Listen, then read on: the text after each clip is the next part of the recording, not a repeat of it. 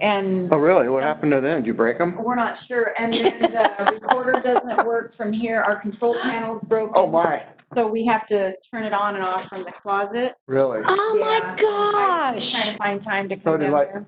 were there gremlins in here? This is like, or something? Yeah, see, the camera came unhooked yesterday because we have all these cords on the floor. Well, now it says it's working now. So they got those cleaned up. In the process of cleaning that up, they killed the monitors and the recorder. So, but we'll get straightened out. Yeah. But Mr. Blake just won't be able to present. Oh. well, Well, I think he probably knows the material all I'll right. bet you're right. I don't know. We may not be able to connect it. Oh, wait. I spoke too soon. There's Dan. Hello. How are ya? Good. Good. We're having some technical difficulties, Dan, but you just bear with us. We got you there. Yeah. We got Mr. Blake here in the room, so we're in good shape. And it shows that we're recording in the closet, but again, with the light not working. Okay. There's that issue. And then there's Mr. James Boyd signing sheet. Okay. Oh, I didn't bring my, can I see your agenda, Tom? Thank you. We are at 2 o'clock. Don't like it, but I'm going to write on your agenda. That's okay, whatever. You can have it. Okay, thanks. I'll keep it forever. Yeah, I'm sure you will. I'll have to get you to autograph it, though. What the heck is wrong with this? He's on. He'll be on WebEx, yeah. And we'll see his presentation on our monitors here, but it's not showing up there. Okay, Yeah, I figured you knew what you're asking for, right? And Dan, I'm sure, has walked through this with you. Yeah. We have such a very good staff. Oh, yeah. yeah, you do have a good staff. Yes, we do. Okay. So you just give me the thumbs up, Monica, and I'll, What day did you say you found this on? yesterday. Yesterday. Yesterday, Yesterday was Tuesday. yep. We'll probably have to go down a ways. Yeah, I'll find. Go ahead, don't wait. Okay.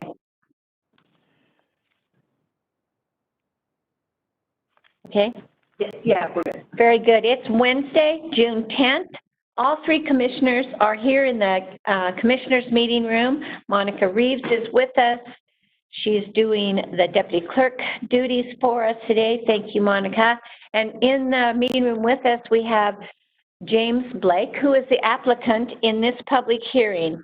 And this public hearing is to consider a request by James and Sylvia Blake to modify a development agreement, and it is case number DA 2020-0001.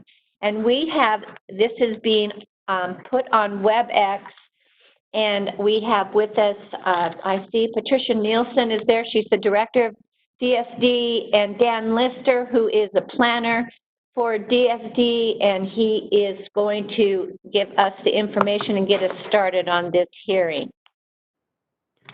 All right. Oh, wait, Do we I'm need going to to swear. We got to get sworn you. in? Yeah. We got to get you sworn in. Thanks, Dan. I'm sorry. So if you just put up your hand. James Blake, Dan Lister, Tricia Nilsson, do you swear or from the testimony you give will be the truth, the whole truth, nothing but the truth? I hope you got it. I do, so. I do. Very good. Thank you.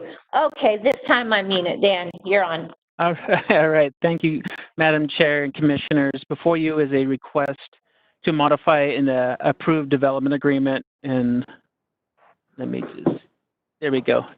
So the request before you is something that was approved back in 2019. It was a conditional rezone a property that's agricultural to rural residential. As part of it, it came with a development agreement. And as you see on the left is the configuration approved as part of that development agreement, where it shows 11 acres with a 2-acre envelope, and then there's the existing residence on 2 acres.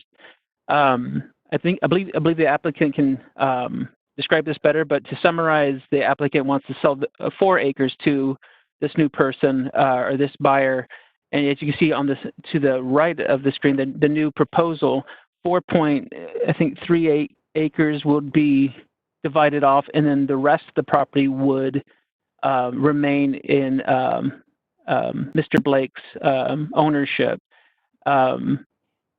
Similar, because the conditional rezone was based on conditionally rezoning this to not impact the agricultural uses of this lot. It was zoned agricultural. The future land use plan stated that it needed to stay agricultural.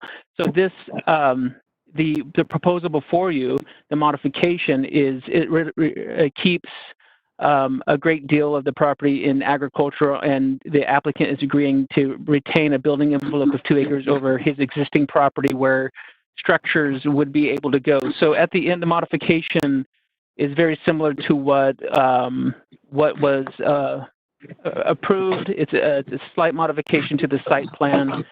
The application was reviewed or sent out for public and affected agency notification. No public comments were received. We did receive 3 comments from affected agencies such as Water Resources, the NFIP coordinator, Canyon Highway District, and Idaho Transportation District. Canyon Highway District and Idaho Transportation District didn't oppose this, didn't really have any additional conditions. This project, or this request, once it gets approved, they would have to do a land division to monument this change, basically. The Water Resources Department, the NFIP coordinator, believed that this needed a base flood elevation study before any division. However, stated in our staff report, this is a rezone, this is not development. Later on, when the parcel gets divided and developed upon, the applicant would have to meet our requirements, our code for floodplain development. So at that time, there's mechanisms in place to make sure that the floodplain development requirements are met. Staff is recommending that the Board of Commissioners approve this request. So my question is on page 9 of 10 in the packet, Dan, that is the conditions for approval, Exhibit B. Correct. Are these, does this have, I'm quickly going over this, but is this the one that we are amending? Or are the, yes. is it modifications are already inside of this, right? It says that 12.81 acres shall be developed into no more than 2 parcels. And that would be the two remaining, the 483 and the 8-something one above it, and then there's the 2-acre parcel. Correct.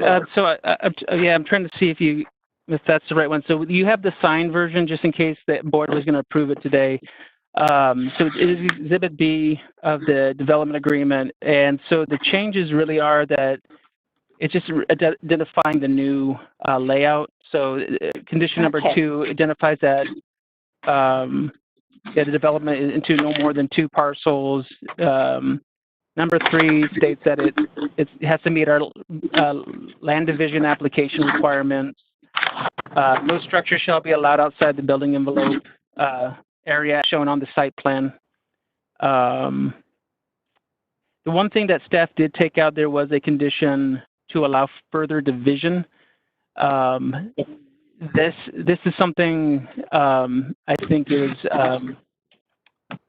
it didn't need to be in there, because if the applicant wanted to come back, they would have to go through a comprehensive plan amendment and a rezone and things like that. So it doesn't necessarily need to be stated in a development agreement. So staff, as stated in the staff report, removed that. Is that number? Dan, is that condition number 6 that you're talking about? I see that. Correct. Yes. So on the original one, number 6, yes. Okay, that says any further divisions of the subject property shall require a subdivision plat in accordance with Canyon County zoning ordinance. It's redundant, right? Correct. Okay. Because there's more to it than just that. So it's just best to keep to the code, and if they want to do that, they can come back through our process. Okay, thank you. Okay. Yes. I have a question on this. I'm very familiar with it. It's actually located very close to where we reside. And I guess I have some question or maybe concern, because this is a pretty oddly shaped, really for all intents and purposes, piece of ground that is privately held, it's next to the Highlands now. And I guess I want to make sure I have the right exhibit. I have page 11 on conditions of approval. That's the right, I think that would be that looks like the the current site one. plan. Oh, don't we? Oh, yeah. So, Dan, why do we need to put a building envelope on there? I mean, I think if I understand and remember this correctly, they grow hay for horses and a small hobby farm on there. And it appears that we might have put additional restrictions on them more than what was needed when we first did this. So I want to look at the cost on that, number one, and then number two, going forward. It is private property, and they know what they need for paying operations and what they need to get equipment in there. So I can't imagine that they would put a house in the middle of that remaining restriction, those 11 acres on that long piece. I guess I'd like the applicant to speak to that, but if we don't necessarily have to put any additional government restrictions on there, then I would be in favor of not doing that. So I don't know if there's a question couched in there or not, but I guess it's why do we need to do that? Through the chair, just to answer some of that. So the original review, this is an area that was zoned agricultural, and future land use is agricultural. To do a conditional rezone, the development agreement had to show how it's not changing the character of that area. And what the applicant agreed to do at that time was to preserve a certain amount of agricultural use on that property. And that's why originally there's a building envelope of 2 acres at the bottom there to preserve that. So, and when modifying this, the applicant agreed to put a building envelope over their property, limiting the development of that property just to that area. So if they wanted to add barns, accessory structures, things like that, it wouldn't go onto the ag ground. It would stay within that building envelope, and that ag ground would be protected, thus keeping the character and the setting of that agricultural, that use. And so the applicant agreed to that, and this modification keeps with that original intent. Okay, and then Dan, I ask, on the diagram, page 1 of the staff report, the structure, their home is currently located within the building envelope at 2 acres, is that right? And then, did I hear you correctly that they're going to sell parcel A? So it'll be 2 parcels, because parcel B and the building envelope will remain 1 parcel, and then parcel A will be sold, and a shared driveway will meet standards for whatever's put on that property going forward, but we're not putting additional restrictions on buildings aside from that. Is that all accurate information? That is correct. And also just got to remember that this parcel originally didn't have a building permit associated. This was a parcel that was created illegally, and they were getting this off and getting another building permit through this process. Okay. Thank you, Dan, for that clarification. So Dan, just a quick question here. Again, I just want to reiterate, and maybe you can correct me if my assumption is wrong, but these conditions of approval stay with the property, and if at some time in the future the Blakes decide to sell, these conditions would still go with the property. Isn't that correct? Correct. It runs with the land. Right. Okay. Thank you.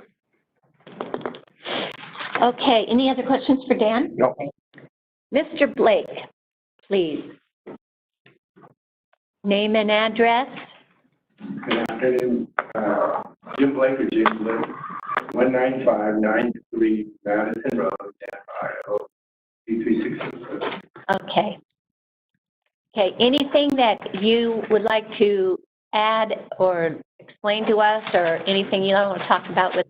Well, Dan did a great job. I'm here just for questions. So if you have any questions, I guess the biggest question was the envelope, but that's where my house is anyhow. So, I mean, if I add anything there, it'll be just a shed or, you know, for horses and such. But it'll be in that envelope also is a pasture too. So I have some land for, if I wanted to make an additional farm, I can. But the rest, I'm just basically just selling 4 acres instead of 11 acres. Sure. And the rest will always stay agricultural because I have horses. That's what we do. Okay. So, Madam Chair, it's just a curious question. You can do it however you like. But on the sale of that 4 acres, is that to a family member? Is it to an outside person? Is it? My family member backed out. She was going to buy the whole thing. Yeah. The 11. And she decided not. So they went south of Nap and bought a house. Okay. And My son doesn't want it. So, but I still want some. I still need some. So, and there is a building permit there. So I just want to be shrink. there. Okay. So, and 5 acres. Unfortunately, kids are. You know, I would say, as a pilot, I look at this and I see a runway. Well, I know, my son he is a pilot too, and he found that too. Yeah. But there's so many trees and. Yeah, it'd be tight. Unless you get a really like a. Well, you get a super cub. Yeah, super cub. Yeah, but that'd be really tight, but that's just my off the cuff Oh, that would comment. be great, but then you would have to go everything. Yeah, it wouldn't work. Madam Chair, just Yeah. another question. You know, 4 acres, that's quite a large parcel, and someone's going to build a house there? Okay, and I guess I'm just asking for future, sometimes people get down the road and that's a lot of acres. True, and basically the 4 acres is that for, I'm envisioning somebody that has horses. Right. And So another hobby farm located right next to it. correct. And I'm not talking about it, somebody wants to build a subdivision. We're not a subdivision. Yeah, We're horse people. yeah, So that's what I'm thinking. That's why 4 acres. Because it's not enough for a pasture if you Right. do 2 acres or 1 acre. Right? there. And so this, you'll have a driveway in between the south end of your building envelope and the north end of that. You have a shared driveway that will let you get equipment in there to swat that pasture, or? Actually, you don't have to have a shared, you can have 2, okay, the Ada County, where's blue on the Madison Road? Uh-huh. Okay, all that blue is where you can put a residential Sure.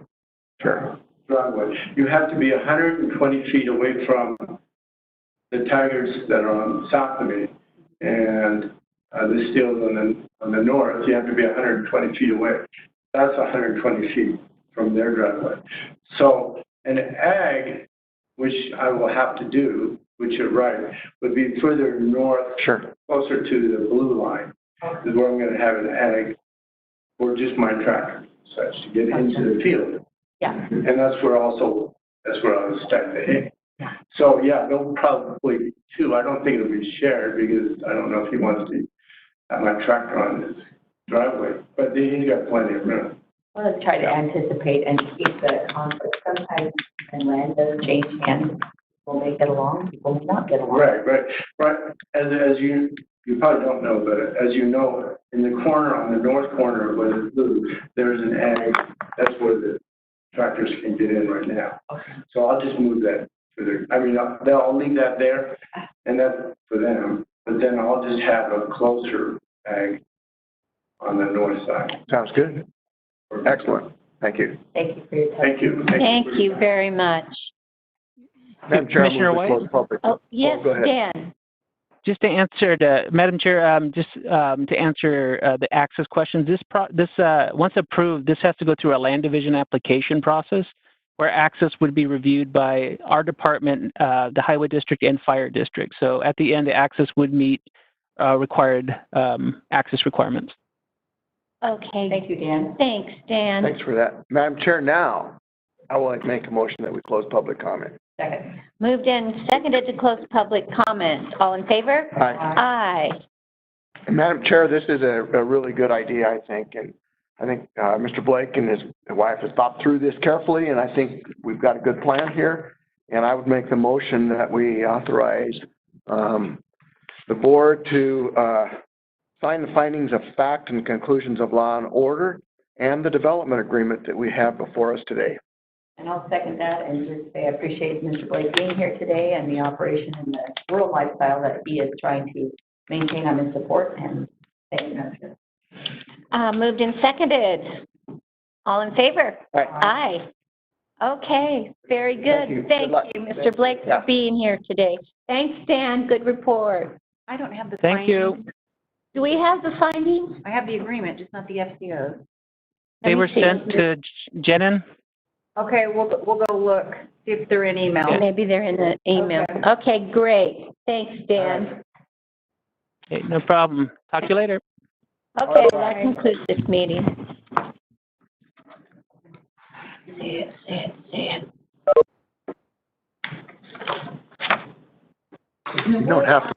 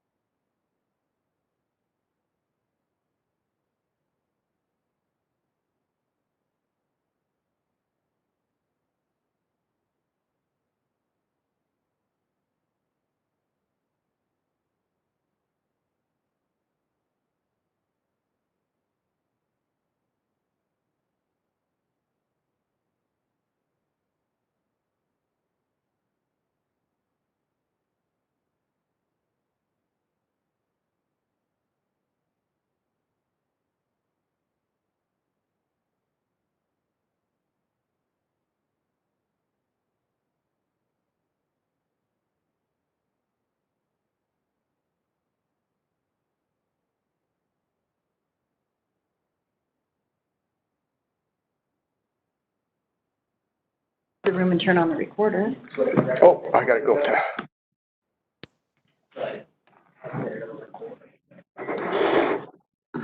Okay. Come on.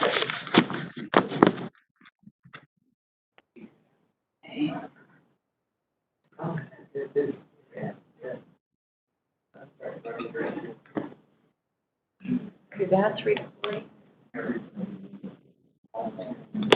Is there a sign-in sheet? Yes, I've got TJ Wellard, Keith Clark, and, and there's another gentleman in the back, but he doesn't want to testify. Okay. Okay. Let me see, Loyal, I'll ask these people too. Okay, yeah, and I'll take them off. We're going back.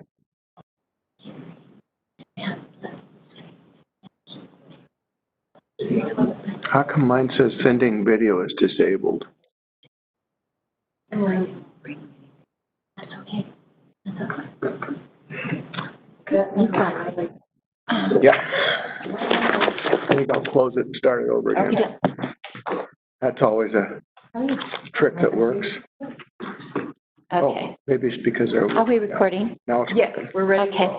Good afternoon. It's Wednesday, June 10th. All three commissioners are here in the commissioners' meeting room. Monica Reeves is with us doing the deputy clerk duties.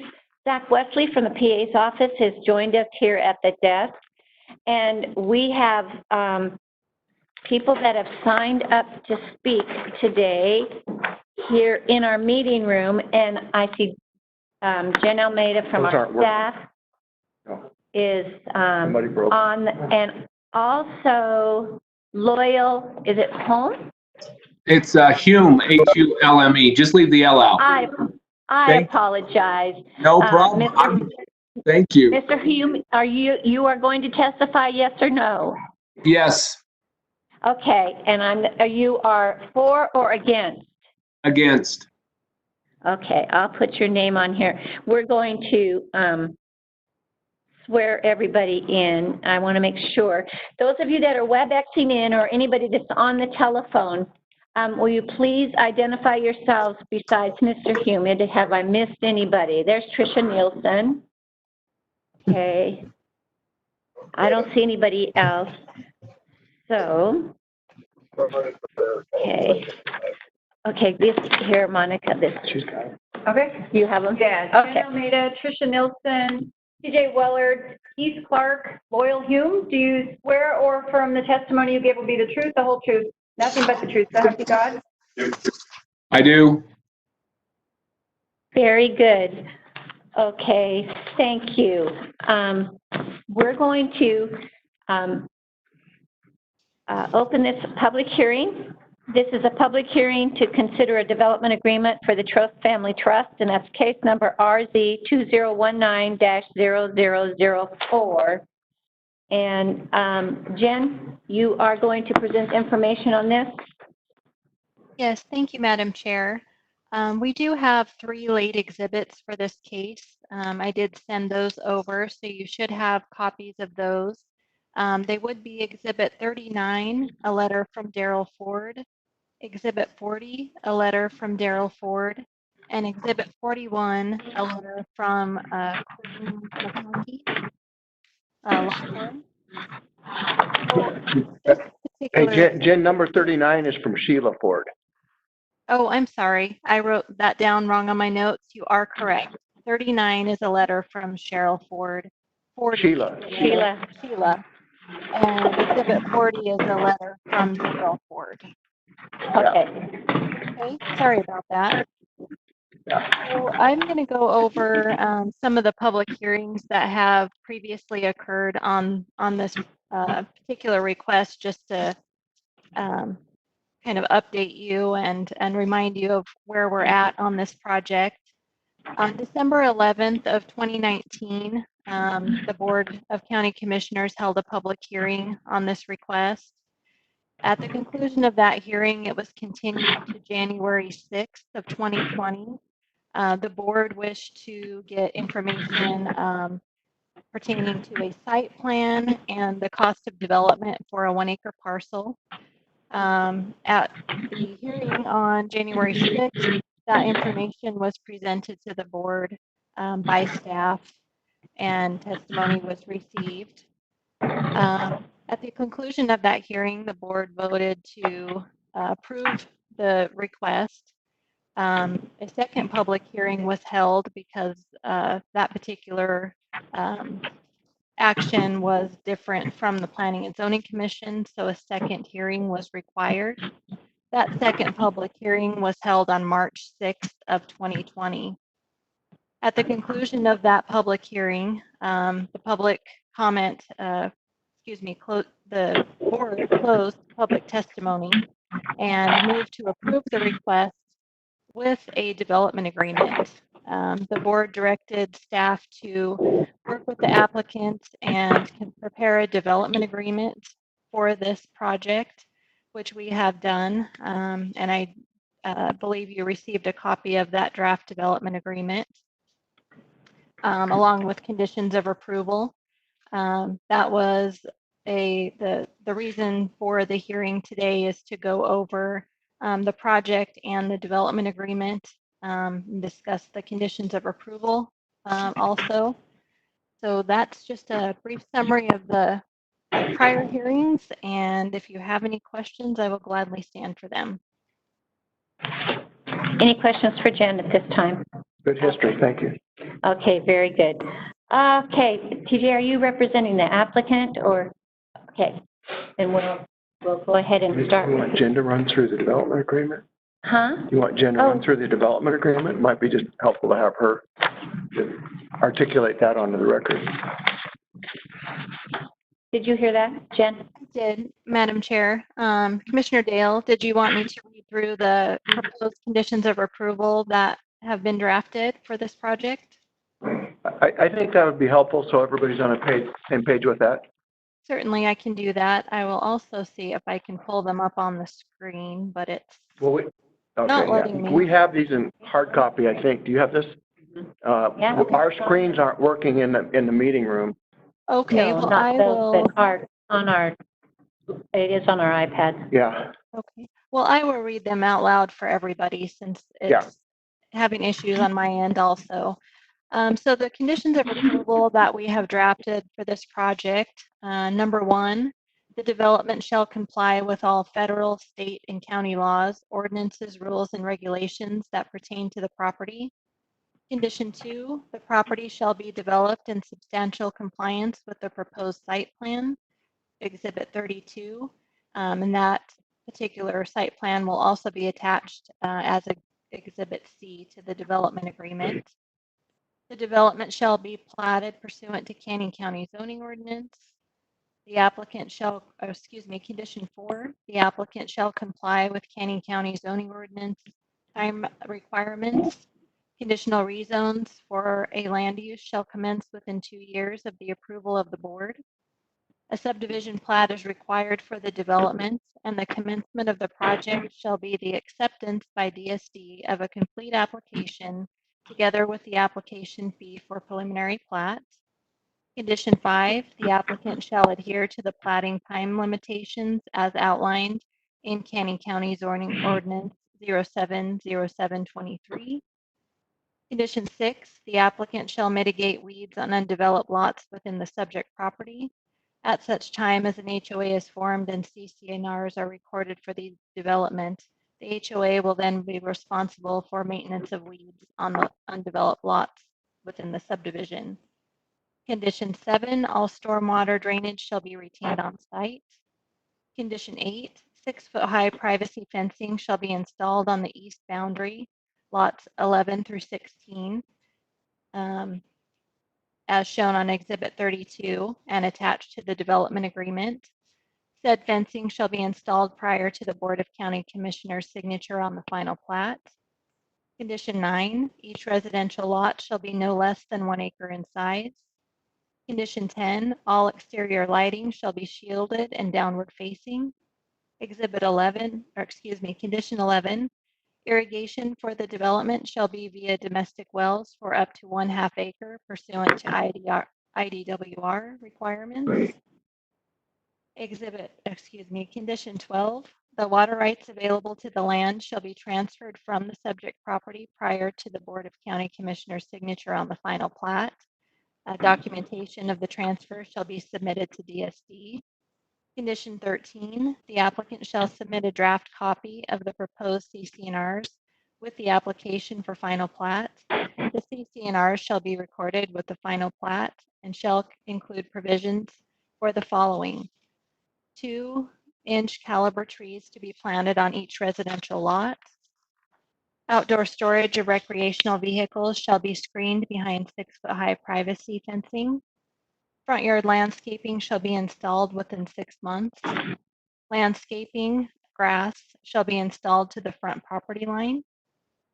Condition number 14, the requirements of Golden Gate Highway District shall be met.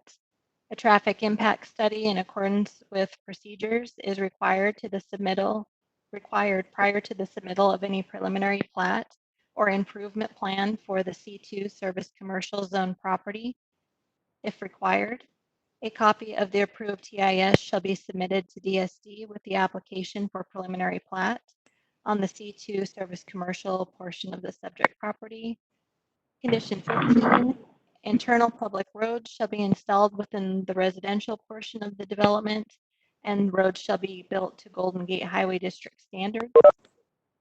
The proposed private shared use access lane that provides access to the commercial development shall be constructed to Canyon County zoning ordinance, private road and driveway requirements. A road user's maintenance agreement shall be recorded prior to the Board of County Commissioners' signature on the final plat pursuant to Canyon County zoning ordinance. Condition 17, no direct access to State Highway 55. Condition 18, requirements of Marsing Fire District shall be met. Condition 19, project shall utilize individual wastewater treatment systems, and said systems shall meet Southwest District Health requirements and standards. Condition 20, if required by Southwest District Health Department, a nutrient pathogen study shall be submitted with the application for preliminary plat.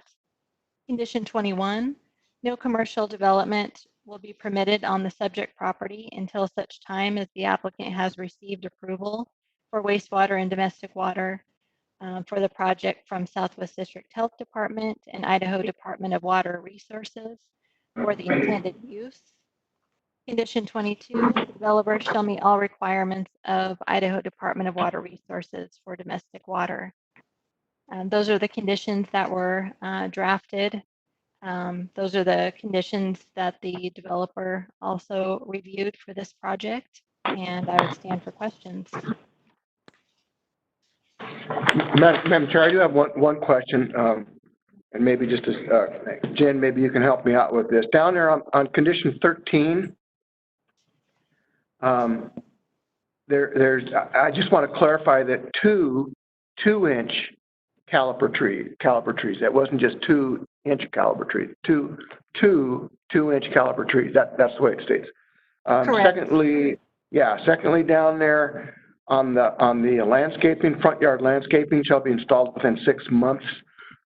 Having run a landscaping business for residential sprinklers and all that for 16 years and installed a lot of those things, there's a season to do that. And I just wonder if there should be something in there that says within 6 months or when appropriate based on the time of year, because there's certain times of year when it's just not appropriate to install any kind of landscaping. I guess from my business experience running that kind of a business, I would just say that you might need a little flexibility on that. Commissioner Dale, that can certainly be modified if the board wishes to add those, that verbiage to that condition in your motion at the end when we get to that. I do agree that there are some times of the year where obviously it would be more difficult to put in sprinkler systems, when it's frozen, but we can certainly add that. Okay, thank you. Okay. Anything else for Jen at this time? No. Okay. TJ, now. I want to. Okay, don't move, but stay there. But I want to recognize there are two other individuals on that have joined the WebEx. One is a caller, and the phone number is 208-454. That's the first numbers. Would you identify yourself, please? My name is Daryl Ford. Okay, Daryl, do you wish to testify? I sent in a written testimony. We've got that, yes. It's in the record.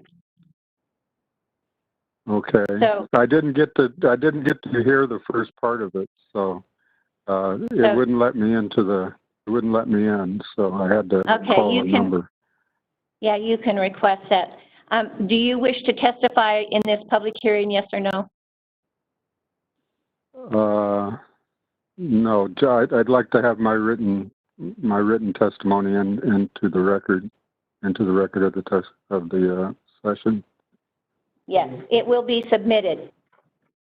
Okay. We did receive that, and it will be submitted. Okay. So you're a no on testimony today. Okay, thank you. I see, is it Jace McQuincy? Jace McQuibby, ma'am. Oh, Jace McQuincy. I'm sorry, I'm just following the video. Oh, okay. So I'm glad. That's why you got there. Okay, and you do not want to testify. No, thank you. Okay, we've got it all settled here. Now, okay, here we go. TJ. Thank you, Madam Chair. TJ Weller, 17842 San Juan Road, Kauai, 83607. We've reviewed this development agreement, sat down with staff based on our conversation in our last public hearing, and I believe we covered everything that was discussed at that time. And as far as the landscaping, I think we allowed the 6 months so that if you did fall in the winter, that you got enough time to get past the winter. But if we want to add something to the effect that if season the weather allows or something like that, we have no problem with that. Other than that, I mean, I can stand for any questions. My understanding was we're here just here for the development agreement. I know some of those exhibits addressed the prior decision, but how I understood it is we were just here for the hearing for the development agreement. Okay. Any questions for TJ? Okay, thank you. Okay, right. We will go to Heath Clark. She has a note on She does? How yeah. do I get to that? Director Nelson says the chair may want to state that the draft development agreement has been posted on the website, and that's what was reviewed at the first part of the meeting that Mr. Ford missed. Oh, okay. So if, Mr. Ford, if you were listening, no. Okay. I told him that he could access it. Okay. I'm sorry, Mr. Clark, please. And Madam Chair, I'm going to co-present with Mr. Hume, who's on the WebEx. Oh, okay. So with your indulgence, I just ask for permission to allow him to go first, and then I'll just clean up and answer questions. Absolutely. Aye. Absolutely. Okay, Mr. Hume. Hi, can you see me okay? I apologize. I'm down here in Utah, so forgive me, but is the communication good? We can hear you as clear as a bell, but our monitors are not showing pictures today. And he's not on this. And you're not on our WebEx. We can't get a picture of you on the WebEx either. So That may be for your a lucky benefit. day? Yeah, that may be good for Could you be our guys. lucky day. Yeah. Well, I hope that you can hear me well then. I appreciate your indulgence today. We can. You're as clear as a bell. Thank you. My name is Loyal Hume. I'm an attorney at the law firm of Curtin and McConkie down here in Salt Lake and represent the Church of Jesus Christ of Latter-day Saints. Heath Clark has been engaged as our co-counsel there in Caldwell. And we needed to get on the record some significant information today, if that's okay. As you're probably aware, the church owns a flourishing orchard that's immediately north of the property. This orchard is critical to the welfare system of the church, and those fruits and things that are grown there are distributed throughout the world. We unfortunately, I understand we may have received notice somehow early on, but we did not, were unable to locate any of that notice that was claimed to be provided. I was provided information about this hearing late Thursday night. So we apologize. You're probably sitting there going, where have you guys been and what's been going on? And the honest answer is we simply haven't known that this was corresponding. And so we understand that that's some things have gone under the bridge at this point, but we're hopeful, having reviewed the record thoroughly over the weekend and provided you with some significant information, would urge you today to indulge us for just a few minutes to explain our position and why we think it was critical for this commission to pause, to evaluate the information, because we think going forward at this point could be a significant impact to both the county, the applicant, as well as our adjacent property owner that we represent. Mr. Hume, will you allow me just a moment to have some conversation with our attorney, that Zach Wesley, that's sitting here? Absolutely. Okay. My question would be, we have not signed FCOs or any of that. We've not signed anything. We did close public testimony on all the information prior. We did have a 2-to-1 vote on that. There has been a barrage of new information and different things that have come in. And I just want to make sure that because we closed public testimony and he has requested so professionally for the chance to speak. Well, Madam Chair, I think that where we're at in the hearing is that no final written decision has been issued. Under the county's ordinance, we can't entertain a motion to reopen the record or allow additional information. I understand from the procedure that was offered today by Development Services staff that at the close of the last hearing, the board closed public testimony and directed staff to work on the development agreement. And the original intent of this hearing was to discuss the conditions of approval and development agreement. But I think it would be appropriate, given the request, for the board to entertain a motion amongst the board, whether or not you want to reopen the public testimony. Okay, to allow for this information. Madam Chair, Yes. I will make the motion that we reopen public testimony to allow the information. Second. Moved and seconded to reopen public testimony. All in favor? Aye. Aye. Thank you, Mr. Hume, for that sidebar there. Okay, so. Well, we truly appreciate your time, and we want to respect that today. My co-counsel there I want to be respectful of your time. So could you, I was told by Heath, Mr. Clark, that we were going to consolidate our comments and that he and I would have the floor. Can you let me know how much time we have so that we can properly allocate that? We want to be very respectful, but would maybe 10 minutes or possibly 15 minutes be okay? 10 minutes. Perfect. Yes. I'll respect that. Thank you. Do you need Heath at the microphone? No? No. He said you don't. Okay. I don't think so at this point. We'll invite him to take about the last 3 minutes and talk about some specifics relating to county ordinances. But I'll jump in and we'll finish up by 3:35 and appreciate your time. Okay. Well, what's important to note here is that we are the adjacent landowner, have a significant expensive investment that provides key food and other things throughout the world. And we believe the impact of this adjacent development would be very, very significant. Some may misunderstand the facts here, but there is not a road between our two properties. Hula Lane ends before it gets to our property. So literally would be putting commercial and residential use right in the back door of our orchard. Literally across a property line is all that separates us. And that's a very, very significant impact. I appreciate your willingness to open up this hearing again. We think there's been 4 significant problems up to this date First, obviously, that we weren't at the table. We didn't receive notice that we know of. It may have been sent out. We apologize if we missed it, but nevertheless, we're here and we appreciate your willingness to take the comment.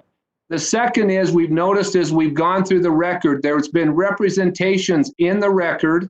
We won't cite them to particular individuals, but they're manifest misunderstandings that we somehow supported or condoned or were in support of this throughout the process. And we think that's probably led the commission to where they are today. We're absolutely, unequivocally opposed to this development and urge you to stop it immediately. Finally, there was no facts made, and has been pointed out by your county attorney.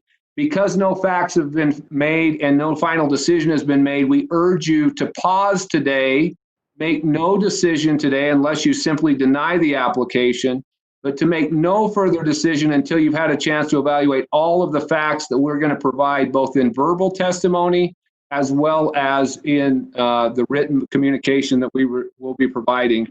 And finally, would urge you to review carefully your Planning Commission findings in the application, because your Planning Commission did an artful job of going through the true facts and finding against this applicant, and would urge you to review those in your findings. Finally, maybe a little background for you. I'm a land use attorney and have been for many, many years, more than I care to count, and practiced throughout the United States on projects like this. I can honestly say I've never seen a stronger comp plan or zoning amendment process to favor agriculture than you have in your county. Never across the country have I come across that. The interesting thing, though, is that, and despite the strength of your wonderful comp plan and your zoning amendment process, it seems for some reason inexplicable from the evidence we've seen or heard or the application, we're now seeking an amendment to that, and we plead with you to honor the plan that's in place and the zoning amendment. We feel like under the existing conditions in your county, in this area, the applicant's plan must be denied for all the reasons.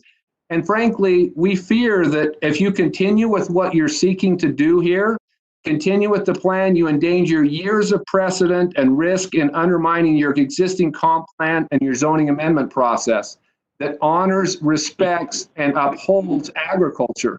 We can't see why in an agricultural community in this particular area at this time, we would be allowing a development of this nature. Heath will talk more specifically to some of those conditions in your comp plan and in your zoning, but it's really, really important that we pause now and let us meet with the applicant, see if there's some things that we can do to visit with him. Let us meet with you to see if we can do some things to help appease the situation. But we plead with you today to pause in your decision.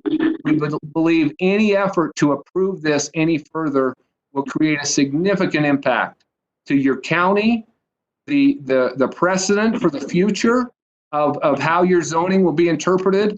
And because we don't believe any of the conditions relating to the comp plan and the zoning amendment process are applicable for this particular development, we're literally going to be, if this application is approved, putting commercial use unexplicably, unconditionally, in many ways undefined use in the back of an orchard, and residential as well. We have all kinds of different farming techniques that are required with pesticides and all types of treatments, late night equipment running.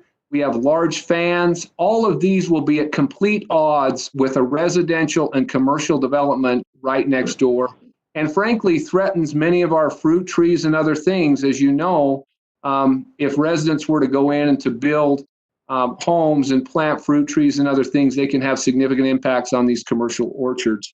So for all of these reasons, I wanted to give you that quick overview. We plead with you today to just pause. Let us try to get with the applicant. We're not trying to, harm the applicant in any way, but we have just barely found out about this, and we're urging you to pause and let us see if we can work through some conditions. If in fact you were forced to go forward today and just felt like your hands were tied, there's a whole list of conditions that we would ask you to consider for your development plan. We don't think, however, they mitigate the harm you'll create. That's just a backup and an alternative. The plea that we'd make with you is to simply pause. Let us see if we can work with the applicant. Let us see if we can work with your city attorney or your county attorney and with your group and planners and see if we can solve some of these significant problems we think will exist. So thank you for your time. I'll defer the remaining 4 minutes to my co-counsel Heath, if that's okay. I do have a question for you, Mr. Hume. Please, thank you. Says, I believe it says in our, I'm not sure if it's in the comp plan or if it's, I'm not sure where it is, and that would be something that I would have to get the exact location, but it says agricultural related, okay, is what it is. And this is farm worker housing. These are nice manufactured homes, and this is farm worker housing. They're going to have, through a government process and everything, they're going to have different lower interest rates, affordable, or I don't know how it was stated by the applicant. That again would be in all of the minutes or something. But sure, it does say in our plan, agriculture related. And would you not agree with me in some form or fashion that farm worker housing is definitely related to ag? Well, actually, no, to be candid, because it's I mean, I think the applicant is creative in trying to get it in the back door that way, but I don't think that as a county you'd be able to enforce that. You're allowing a residential use, and I didn't hear any restriction, nor do I think it would probably be enforceable if you tried to say that the only people that can work on this property are agricultural workers. The other thing is, just because they're agricultural workers doesn't mean that they're lesser people or could be subjected to the risks, the noises, the other problems they're obviously impacted by being located so closely to this functioning orchard. Whether they're agricultural workers or not, for example, you know, the fans are going to keep them up at night and their children up at night. Their equipment at all hours of the night with those big tractors and all that they do are going to keep those families up. And frankly, I understand what you're saying. Yeah. Madam Chair, excuse me, I don't want to go into the full discussion on that, but I do have a question. Please. Jen, it was implied here that the church who owns the property was never notified of this past hearing. Can you speak to that?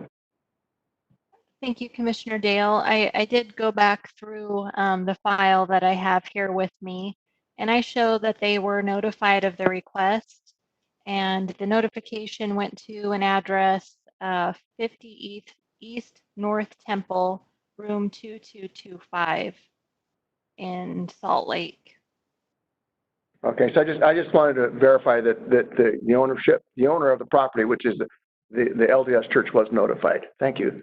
Thank you, Commissioner Banby. Thank you, Madam Chair. I did have a conversation with our Director of Development Services after the last hearing, and I specifically asked the question that the attorney responded to, and he has stated correctly what was echoed by our director, that there is no way to limit this. This is strictly a rezone application where anyone could move in. It does represent a significant change in an area that is slated agriculture. I understand that, and I'm aware of that, but I guess I have a little bit of faith in mankind somewhat. I mean, just as much as, you know, the attorneys as well. They know what they're talking about. And I think if they're on sworn testimony and they're on the record and they state, and then they show us the pictures of the housing, I just wanted to make it clear that I personally, as a commissioner here in Canyon County, do believe that farm workers housing directly is a direct effect or directly affects the agricultural aspect, of whether it is legal grounds or something. That's my belief. So we'll go on and we'll move now to Mr. Clark. Okay, Mr. Hume? Thank you. Would you indulge me for just 30 seconds? I want to make sure something's clear that I didn't misstate. I don't want to go on the record to say that we didn't receive notice. I don't know where that notice went. We did not know about it. The people who have contacted me were not able to get it or locate it. So again, we need to check on that. So please don't hold me to the fact that we didn't get it or did get it. I don't know yet. We're still investigating. But we didn't learn about it until our rancher next door saw the notice. The only other thing I would say is we're very sensitive to farm housing, and I believe it does help to have farm housing in the area, but I think it needs to be in areas that are designated residential, not in the middle of the farming orchards. Anyway, thank you so much for your deference. Thank you, Mr. Hume, very much. Mr. Clark. Thank you, Madam Chair. Heath Clark, 251 East Front Street, also representing the Church of Jesus Christ of Latter-day Saints. And I will be quick and use my last couple of minutes here. So we do agree with the position in the staff reports and the recommendation of the Planning and Zoning Commission with regard to the fact that this application does appear to be inconsistent with the comprehensive plan and places these properties in conflict.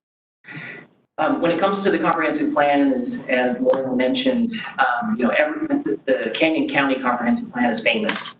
We all know that the words prime agricultural land show up more in the comprehensive plan than just about anywhere else except for maybe Washington County. They've got quite a bit in there as well. That policy of supporting agricultural uses and protecting agricultural lands from incompatible development is right through the document. There's two kind of categories that I would point to when it comes to this. The first is the plan speaks to ensuring that development, so residential and commercial development, is done in areas where the services are or where services are likely. So I would point the commission to population goal number 1, economic development policy number 1, land use goal number 4. They all speak to making sure that services are available, and as you know, this is not within any area of city impact. It's pretty far removed from any area. It's unlikely that they're losing service. In addition, the comprehensive plan indicates that residential development is to occur where agricultural uses are not viable. We talk about trying to create those separations to ensure that there's protection of those agricultural lands. That is clearly not the case here. This is clearly a viable agricultural area. I would point you to on that front, population policy number 3, economic development goal number 2, and land use policy residential number 2. Again, we've never seen a comp plan as protective of agriculture. We're concerned that this just doesn't comply with that plan. And that impact is exaggerated by not only putting the residential immediately adjacent to the orchard, but creating a commercially zoned area there as well. And it's opening up a new C2 zone, and we've had conversations, the four of us before, about what is allowed in a C2 zone. It's a wide laundry list of uses that could go in there. So as we think about that, then we look back to the comprehensive plan amendment criteria, and you have 5 factors. One, is it generally in conformance with the comprehensive plan? Is it, when you consider the surrounding land uses, is the proposed land use more appropriate than the current comprehensive plan standards? 3, is the proposed comprehensive plan amendment compatible with surrounding land uses? And number 4 that I would point to is we have to consider whether development trends have changed such that this would be more appropriate. And I don't think that it satisfies any of those. So now, if it is going to go forward, and as Loyal mentioned, we believe that the conditions of approval would need to be beefed up. We don't think that mitigates it completely, but we understand where we are in the process, and so we do want to talk about that in the alternative. We've outlined a number of conditions on page 9 of our letter, and I don't want to take up all your time going through line by line, but in general, what we would be looking for are additional language in the CCNRs that would waive claims. We would want language in CCNRs that provides notice. So reminding folks of the Right to Farm Act, for example. We would need restrictions on the types of trees so that we don't have issues with cross-contamination. And we would want, to be looking at setbacks to make sure that there's adequate spacing. Now, the other, I think, harder item to deal with is the commercial. Because as I read the conditions right now, the only real restriction on commercial is this TIS requirement. So there's going to be a traffic study before the commercial gets platted. I think that the commissioners need to ask what happens if the TIS shows results that the developer doesn't like at that point. We don't know. Does that allow folks to move forward? Does the commercial designation get revoked if the TIS shows it's inappropriate? There's a lot of unanswered questions on the commercial side of things, especially given the wide swath of uses that T2 present. So again, we are asking for a pause. There's no final decision right now, so we think it's appropriate to make sure we get this right. If there will be no pause, we'd ask you to look at page 9 of our letter for additional conditions. Many of the things you wanted are in our conditions, as Jennifer read them, and a traffic study being one of them. And I do notice that you want the 100-foot easement, and you also want a setback, and you also want a 6-foot concrete wall. Madam Chair, we are trying to create any kind of a separation we can to allow people to coexist. Now, this is an ongoing conversation. We're asking for a pause to be able to do that. Okay. Thank you. Thank you very much. Any questions for Mr. Yeah, Clark? Madam Chair, the only question I would point out is that on the concept plan as it is, the commercial portion does not border the orchard. The northwest corner of this property is not even included in the rezone. It's some sort of farm operation or something there. So the commercial part of this does not even touch the orchard. Madam Chair, Commissioner Dale, I agree with you that they're not adjacent, they don't touch, but they are within 150 feet. The whole property lot, whatever that is, yeah. Yeah, and so a lot of the same concerns would apply. But when we're talking about commercial development, as you all know, one of the things you're talking about is, okay, how much traffic is going to be generated? What is going to be the impact of people's ability to get out on the roads if you have more commercial traffic that's generated? How are the tractors going to get on and off? And you hear these concerns all the time. Okay. And those would apply here equally. Thank you. Thank you very much. Did you have a question? Well, I guess just a statement that I find merit in the argument that's been presented from the other side, and understandably things happen, especially given this climate that we've been in. So I would like to, given the factors that have been outlined with it, as we go with it. TJ needs to have. He gets to have that. TJ gets to. Very good. Thank you, Madam Chair. Pardon me. Yes. Thank you, Madam Chair. TJ Willard, 178 Part 2, Sand Hollow Road, Colorado, 3607. Please do them, I forget my address. So it's fun. I don't think anything additional that we've heard today is anything different that hasn't been presented at our previous 4 hearings. So we've had 4 previous public hearings. All the same information has been provided. Seems like every time we get postponed and have another public hearing, that the day before we get a bunch more information of the same stuff. It's happened the last 3 public hearings. The day before we get these new exhibits. It's the same information. It kind of looks like a copy and paste, but now we got high-powered attorneys preaching the same thing. Residential is already adjacent to the Church of Jesus Christ of Latter-day Saints property. It's directly west of this property, and it's adjacent to the property. There's already commercial adjacent to our property, just south of where we're proposing commercial. to say that these are going to cause undue interference with spraying a farm field, I don't believe is adequate. What the previous testimony was that they want to mitigate some issues. So at what point do someone else's private property rights take over another person's private property rights? A 6-foot concrete wall, I mean, 100-foot buffer, there goes half your lots. It doesn't make any sense. And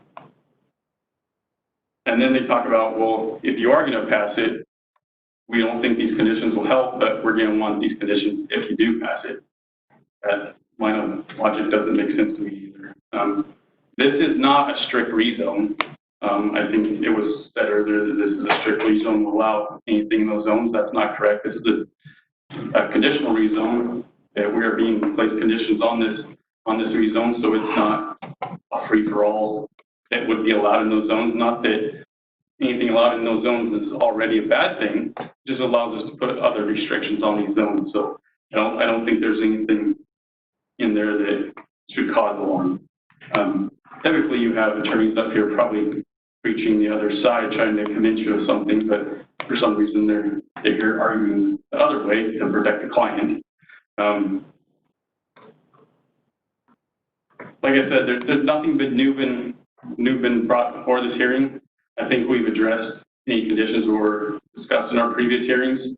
If there's others, I mean, we'd be glad to discuss, but this application's been going on for over a year now. I think putting a pause is the wrong thing. I think all people were noticed properly. I know I stuck in the mail the letter directly to the same address that Jennifer mentioned to the church for the neighborhood meeting. We received no contact then either. So some of the people who have given testimony didn't show up to the neighborhood meeting to discuss any concerns either. I think we've gone through the process and addressed the concerns that we need to address. And with that, I ask that you sign the FCOs and development agreement, and we can move forward with this project. I'll stand for any other questions. I do have a couple of questions. TJ, I mean, my gosh, what was it, 20, how many conditions? Okay. 22 conditions. And I recognize just a couple of them in here that we have asked that you have screening around RVs. That would you, is it a deal breaker to include farm equipment? I think that they're not going to drive farm equipment. I mean, these are homes and neighborhoods. So if they have, is there a way, can that be applicable to RVs as well as farm equipment if they have to have it because they have to be at the field at 4 a.m. or something like that? Madam Chair, I don't think that would be an issue. I think we already discussed that farm equipment will not be permanently in this location. In the location. On this development. Okay. So if we want to tweak that wording to include that, okay. I think we might be hurting ourselves because we're saying you can store it as long as it's hidden. I think we'd rather have you not. We'd rather have the farm equipment. It's on the farm to live. This isn't a place where they're going to bring equipment and work on it for their operation. This is where they're living and going home to. This isn't okay. The farmer's staging equipment at their worker's house or anything like that. Okay, that's on the record. Thank you, TJ. That's on the record. The other thing is the orchard on the north. I will say that I recall testimony that there was, the church had no comments or no objections to that or something like that. I think maybe that came out of the no news is good news, or, we heard nothing, so the silence signaled it was okay. I'm not sure. So it was mailed out and been verified, but I'm kind of sensitive to that and the production of the fruit orchards and what they have and everything. So I would like a 6-foot cement wall is, I think that's a little too aggressive. So, and especially in that area, that would be way out of character for that area. So, my fencing around, because are you going to, I know we have asked for 6'5" privacy fencing, but is that to include that north boundary so that there is that difference between the church and the? That's not in the. That's not in the development agreement. It could be added. Madam Chair, we agreed to the neighbor to the northeast and between the commercial lots. We specified those lots. So if you wanted to add the fencing along the north boundary, unfortunately, Mr. Trost and Mr. Bolt couldn't be here today. But if we wanted to add that, and they can review that condition if they have an issue with it, I guess. Okay, because I would like that so that there is something on that north boundary, and I think that we required two caliber trees. 2-inch caliber. 2-inch. And I believe that there's not going to be a problem with that moth. They've named a particular moth or something like that. So we could, all of that stuff would be in here, and that's another thing that will be written in and everything. Now, here's the other thing. It has been a long process for you. And a lot of it hasn't been on your problem, and it has not been our problem. We had a 90-day space out with a virus, an unseen condition, okay? But we have got an 85-page packet, and we got new information, and we didn't get it until maybe 15, 20 minutes before we started this meeting. So I will speak only for Commissioner from District 3. I'm not ready to, because there's new information. I just want to put it all together. I had some of those questions for you, and I want to leave the public testimony open and move this. And that way, that'll give some time too for you, a couple of things. I know Commissioner Van Beek or Commissioner Dale, if you have any other, if information came up when we heard the new information in the testimony, besides what we received in writing that we haven't really had time. So I haven't had any other information other than what we received here, but I would ask the question too. I think it was relevant regarding the types of trees that would be allowed on these properties, and there was some, and I'm a rancher farmer from all my life, and I understand pollination and all that kind of stuff. And it could be good to put in the development agreement when it talks about the trees, the types that would not be advisable or not allowed, so that you don't get that cross-pollination problem occurring, or the cross infection of some sort of a disease or a moth or whatever it was. That's a pretty easy thing to mitigate. You just don't plant those trees in there. And the trees, I think, as envisioned in the discussion for putting trees out there, was that they would be like decorative shade trees type of thing. So there's just not and shade trees are generally not fruit trees anyway, because fruit trees, you don't want them to grow big to have shade, because then you can't reach the fruit. So anyway, I think that would be a very reasonable addition to the development agreement. And the other thing was I think Paul already mentioned that other things about the what was it, Pam? The time of year for the landscaping. I think that could be handled very easily as well too.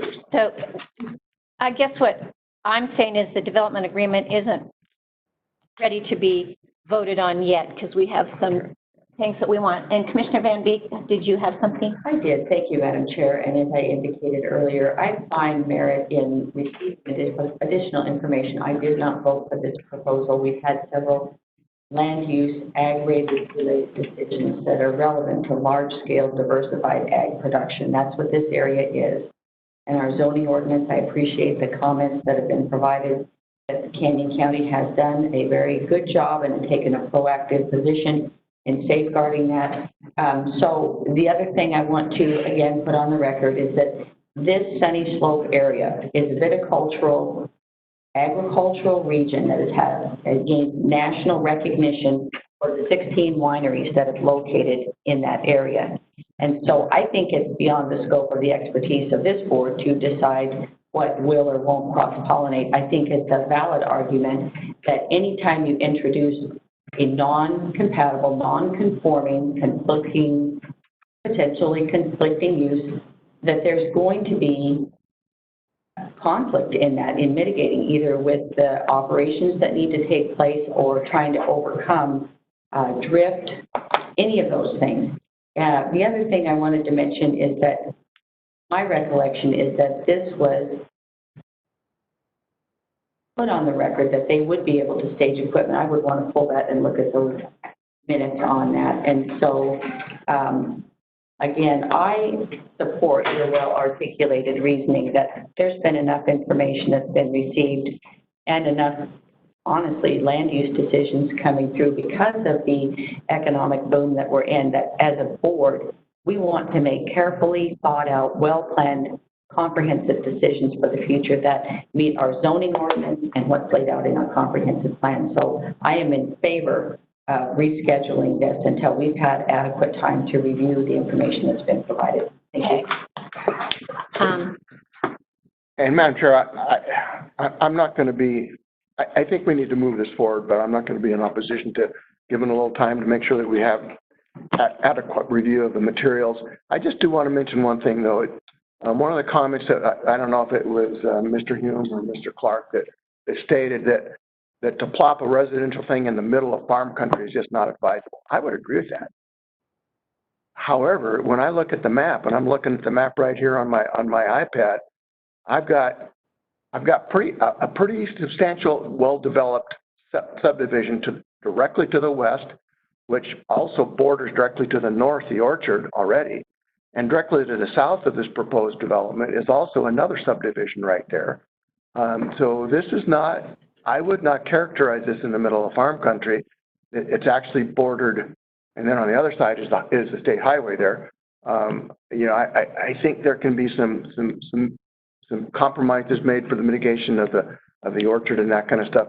Perhaps where the houses are placed on those lots could be adjusted to where they're not right, like as it was depicted on the back boundary. I don't think you'd want a house on that back boundary anyway. If you had a 1 acre lot, I'm going to put it as far away from that farmer operation as I can.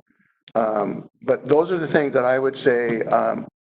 Again, I would say that I kind of agree with CJ that there really hasn't been any information presented that would change my opinion on or my vote on this project. He did not say that.